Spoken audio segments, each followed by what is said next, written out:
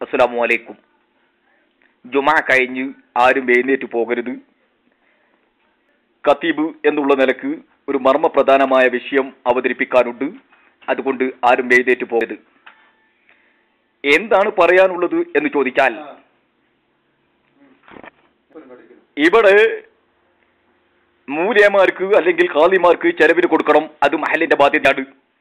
അപ്പൊ ആ മഹല് ഉള്ള നിവാസികള് അവർക്ക് ഭക്ഷണം ഉണ്ടാക്കി കൊടുക്കണം എന്നുള്ളത് വളരെ കറക്റ്റ് ആയിട്ടുള്ള സംഭവമാണ്, സത്യസന്ധമായ കാര്യമാണ്. എന്നാൽ ഇന്നത്തെ സമൂഹം 100 ഉറുപ്പ്യ 150 ഉറുപ്പ്യ തന്നിട്ട് മൂല്യർ എന്ന് പെരയിലും അല്ല, അവിടെ പെണ്ണുങ്ങളില്ല എന്ന് പറഞ്ഞു ഒഴിഞ്ഞു മാറുന്നൊരു സമ്പ്രദായമുണ്ട്.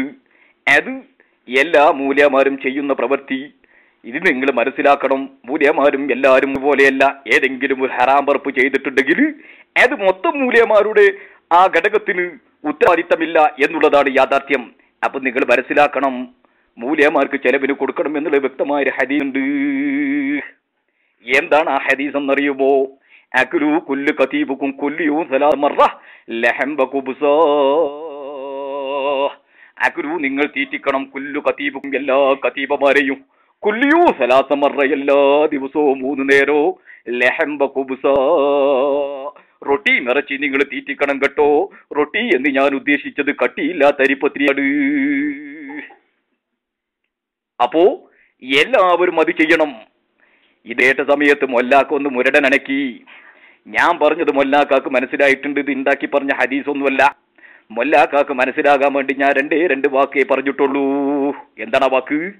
ലാ തനഹയാ മൊല്ലാ, ലാ തനഹയാ മൊല്ലാ നിസ്മുല്ലി നിസ്മുല്ലക്കു അതാ കുല്ലു ഖൗമും ജാഹിലീൻ. എന്താ അതിന്റെ മായന? ലാ തനഹയാ മൊല്ല, നിങ്ങൾ തൊണ്ടൻ അനക്കണ്ട, മുരടൻ അനക്കണ്ട. നിസ്മുല്ലി നിസ്മുല്ലക്കും കിട്ടാല് പൗദ്യം പൗതിയാണ്.